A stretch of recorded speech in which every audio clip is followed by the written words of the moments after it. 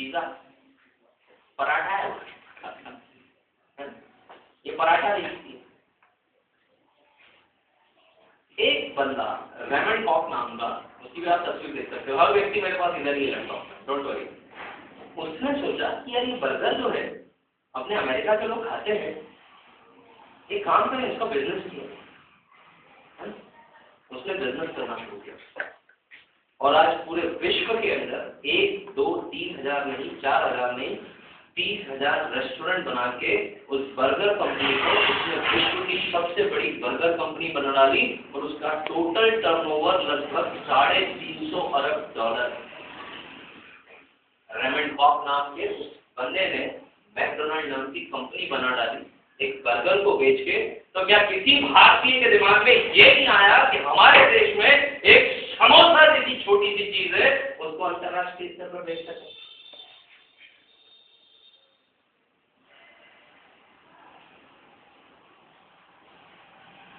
क्या हमें सांप सूंघ रहा है? क्या किसी भारतीय के दिमाग में ये नहीं आया कि पराठों को अंतरराष्ट्रीय स्तर पर बेचा जा सकता है जिसका टोटल टर्नओवर करोड़ों में हो सकता है? क्या होता है बिजनेस? मोबाइल साहब थोड़े से बंद कर दीजिएगा, फिर मुझे बोलने मजा नहीं आएगा। क्या होता है बिजनेस? हम लोग देखते हैं टाटा बिरला जिन्होंने इतना कमाया, अरे कहां से कमा लिया? कहीं तो शुरू किया होगा। ये वो लोग नहीं है जिन्होंने सिर्फ पैसा से पैसा बनाया। 90% भारतीयों की ये सोच, 90% भारतीयों की सोच है कि बिजनेस मतलब पैसे से पैसा बनाना। बकवास है। एग्जाम्पल जिनके पास पैसा पीछे से चल गया है। स्टार्ट तो करो, सोचना तो शुरू करो, अपने आइडियाज के ऊपर वर्कआउट तो करना शुरू करो। एक बार आइडियाज के ऊपर वर्कआउट करना शुरू कर दिया, एक बार पागलपन या जुनून जैसा सवाल हो गया माथे के ऊपर, क्या आपको यही करना है, जीना इसके लिए और मरना इसके लिए, यकीन मानो चीजें आपके हिसाब से ढलना शुरू हो जाएंगी। बाकी सब बकवास। बिजनेस खोला, 4 धंधे वाले आ गए, ठीक है, ये परेशानी, तो क्या जीना छोड़ दो? हमें मालूम है कि इंसान मरता है,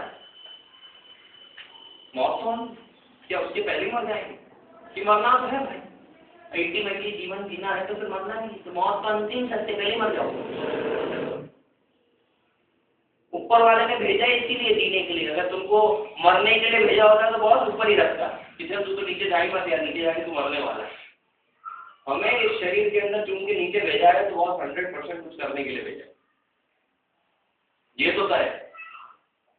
और हम खुद ही नहीं पहचान पा रहे अपने आप को, उलझे हुए तमाम सारी चीजों के अंदर। एक छोटा सा बच्चा था, इंग्लैंड का रहने वाला, उसका नाम था रिचर्डसन। आज से लगभग 110 साल पुरानी घटना है। छोटा सा बच्चा मासूम था जिसके माता पिता नहीं थे, देहांत हो गया था। न्यूज़पेपर बेच के अपनी रोजी रोटी चल रहा था उसका जीवन। जो पैसा कमाता उससे कुछ खा लेता और इंग्लैंड के लंदन शहर में, उसकी कैपिटल है, वहां पर एक बगीचे में बेंच पर जाके सो जाता। वहां घंटाघर में एक घड़ी थी, वहां ट्रफलगर स्क्वायर है इंग्लैंड में, वहां का बगीचा है, उसके अंदर ट्रफलगर स्क्वायर में घंटाघर में घड़ी लगाई गई। तो उस बच्चे को, जिसका कोई नहीं है, उसने उस घड़ी को ही खिलौना बना लिया। और जैसे घड़ी बजती तो उसके साथ वो कविता बोलता था, एक छोटी सी। वो कविता इतिहास के स्वर्णिम अक्षरों में लिखी गई कविता थी। जैसे ही घंटी बजती टन टन टन तो शुरू हो जाता, ton ton ton, I am little ton and one day I will be mayor of London. Ton ton ton, मैं वो लिटिल टन और एक दिन मैं लंदन का मेयर।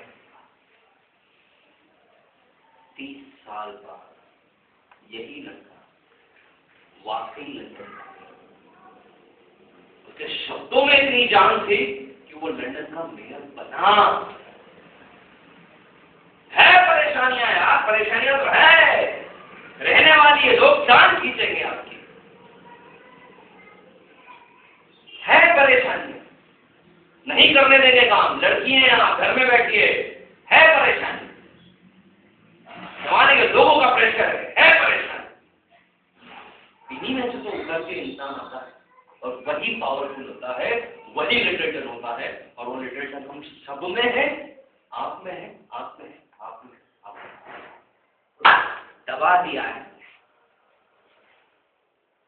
तो दबा दिया लिटलटन को अंदर ही कि मैं गांव का, मैं शहर का, मेरे को अंग्रेजी नहीं आती, मैंने हीला डाला, मैं सीधा साधा, हमने अपने लिए लिमिट बांध ली है। मुझे ये नहीं आता, मुझे वो नहीं आता, मुझे ये नहीं सीखना, मैं गांव का, मैं शहर का, मैं लड़का, मैं लड़की, मैं छोटा, मैं बड़ा, मैं हिंदू, मैं मुसलमान, मैं अमीर, मैं गरीब। कमान फ्रेंड्स, कुछ तो उठो अपने लिए और जीना सीखिए और उससे ऊपर है करना सीखिए।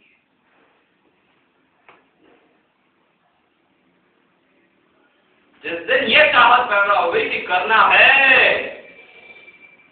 रास्ते अपने आप खुलना शुरू हो जाएंगे।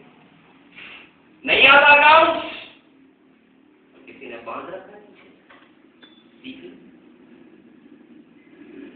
नहीं आते इंग्लिश, ज्यादा दूर जाने की जरूरत नहीं है। धर्मपुरी और गंधवाली के एक पास में छोटा सा गांव है, मेरे पास वो लड़का पढ़ने आता था, उसका नाम था दिनेश वास्केल। मैंने अपनी फेसबुक प्रोफाइल के अंदर उस लड़के का नाम डाल रखा है। यकीन माने उसके पिताजी एक नंबर के पियक्कड़, माता जी दिन भर मजदूरी करती थी, उससे पैसा लाके देती थी। उसको पढ़ने की अचानक इच्छा जागृत हुई बच्चे को। 5वीं 6वीं तक स्कूल गया, 7वीं 8वीं तक उसको शहर मतलब उसके गांव से थोड़ा सा 5-6 किलोमीटर दूर छोटे कस्बे में आना पड़ता था, जहाँ पर जाके उसे पढ़ाई करने का सौभाग्य मिलता। उसकी माँ ने उसको बोला कि बेटा तू बाहर जाता है, खाना वाना कुछ नहीं मिलता, लेकिन 3 रुपया, वो माल अपनी भाषा में बोला, जरूरी नहीं कि जितनी शुद्ध हिंदी मैं बोल रहा हूँ वो बोलती होगी, तो 3 रुपये उसको देती थी कि बेटा तू बाहर जाए। मैंने उसकी स्टोरी सुनी, मेरी आंखों में आंसू आ गया बंदे की।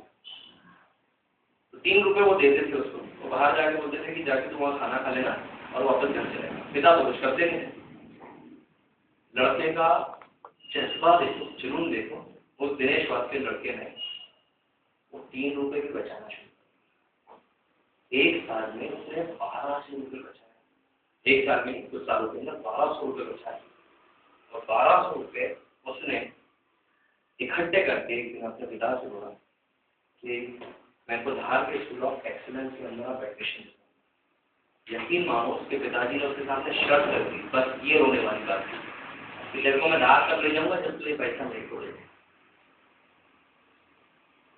उस लड़के ने अपने भविष्य के साथ खिलवाड़ न हो उसके लिए वो पैसा भी पिताजी को देने को तैयार हो गया और धार बना के एडमिशन लिया। मुझे बोलते हुए रोंगटे खड़े जाते उस लड़के के बारे में। वो लड़का अपने दम पर इंडियन ऑयल कॉर्पोरेशन की तरफ से 2000 रुपये की स्कॉलरशिप प्राप्त किया और आज NIT national institute of technology Calicut में पढ़ रहा है। न सिर्फ पढ़ रहा है बल्कि डबल स्कॉलरशिप लेके अपने घर वालों का भी पेट भर रहा है।